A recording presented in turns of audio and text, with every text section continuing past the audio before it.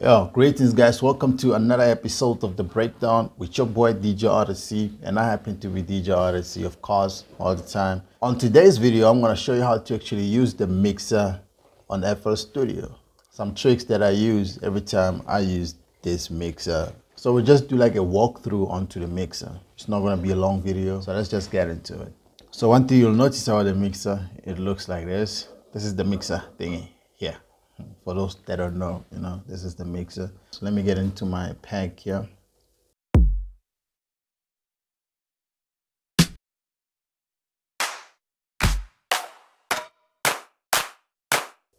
Let's do this. So I'm just going to create a simple loop here.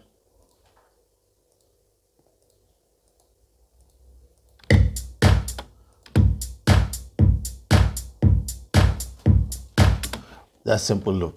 So now you want to get all these things to your mixer.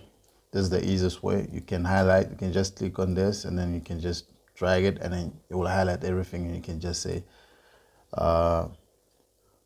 channel routing, and then you say route selected channels starting from this track. If you do channels to this track, all those will come in here. But if you do route selected channels and they go from here to there, so that's how it's gonna be. That's how simple it is. That's the first part about it, copying the stuff. I started this track using the delay and reverb template, minimal delay and reverb. This way I have these signs on the side. So what these signs do is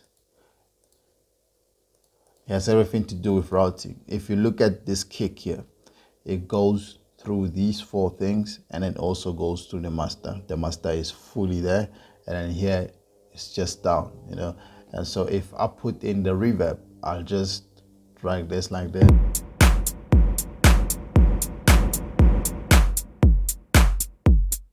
So meaning there's a reverb effect on this. So this is how you add some effects. On an individual one, you can just come here onto the kick and it will have these slots on the side. And then you have to add an effect that you want. So you probably maybe say a reverb, even though I'm just gonna add a reverb like that, and then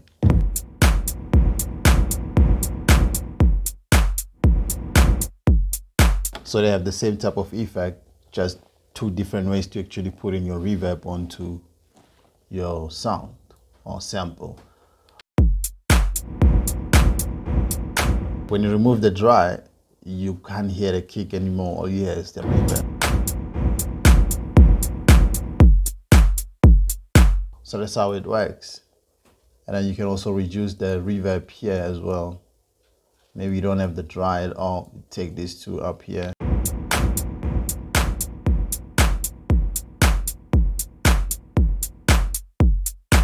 So one of the most important things that I use is copying. So let's say I have this effect here, this reverb looking like this, and I want to put it onto this channel. So what I do is come here and actually say save preset as. I just drag it and then I put it on the next channel. And then from here you have the same reverb onto the clap. As you can see, they look alike. This one the kick and this one is on the clap. Let's say you have your sound goodizer there. Just remove the reverb there. And then you also have maybe, like we just put in things on this channel. So you have a chain now of 3 things and you want the same chain to be on this. So you come on this and you say file save mixer trade state. You drag it and you take it on this side. The only problem about this is it changes the name. It's like it's duplicating the names. So you will have to again maybe say this you have to rename it back maybe to just a clap.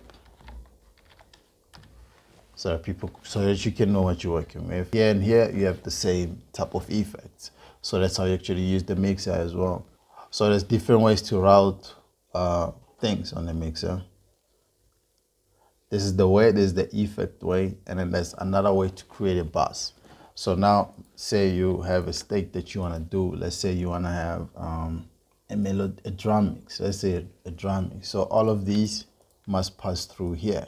So now, what you do, you take it off the master, and then what you're gonna do is you put them here. So these three are passing through the drum mix. Oh, it should pass here as well. Clap should pass here.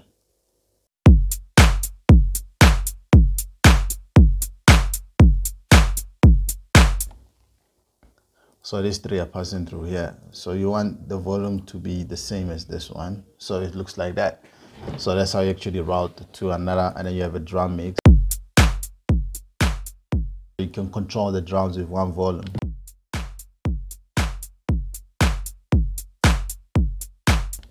And then let's say you have some chords coming in. Let's get some loops from my pack. So just do this. I'll get some instrument loops, melodies, and I'll get maybe a chord progression somewhere. So we have this.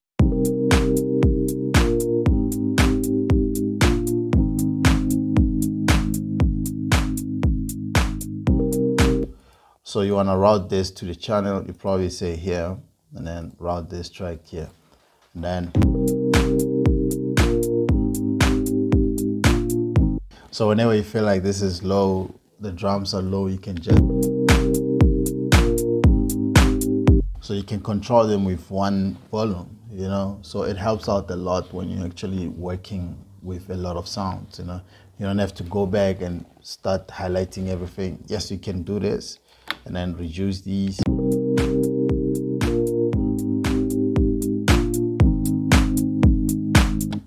Or you can just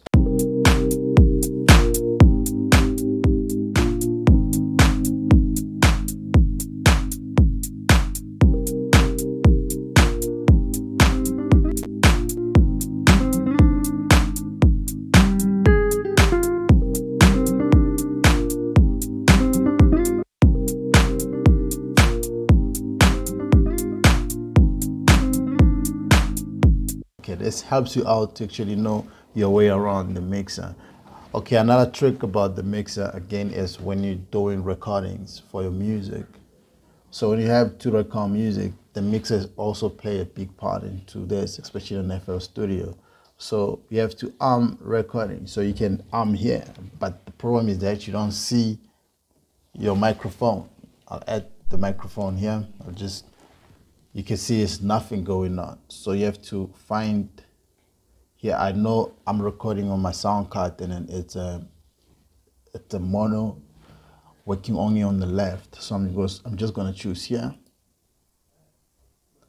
So as you can see, the microphone is picking me up from over there. And then from here, the best part about this whole thing, FL Studio has a problem of delaying, latency basically. So normally when you're recording, I remove this, I reduce this. So you're only recording here, and then it just goes into that. So I'll just play this. Let's say let's record. And then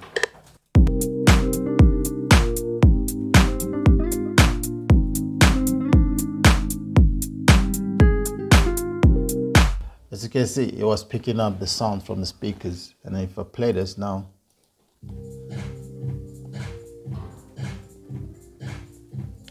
it actually recorded. It's a good thing like that. So now you know how to actually record vocals as well, or a guitar when it's put onto your sound card. And then this is how you just actually recording.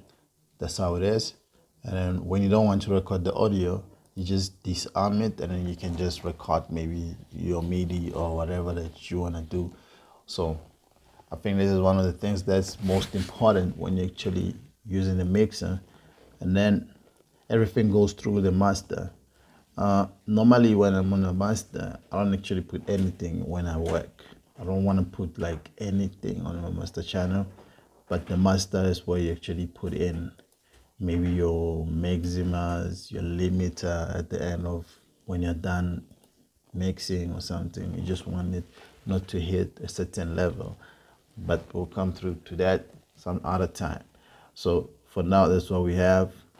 I think that's what we had time for today. And if this helps you out a little bit in what you do, let me know. Hit the like, comment. Yo, let's help each other grow. We're close to reaching 13,000 subscribers, and we are on the road to 15K. And thank you so much. I'll see you guys on my next tutorial. Peace.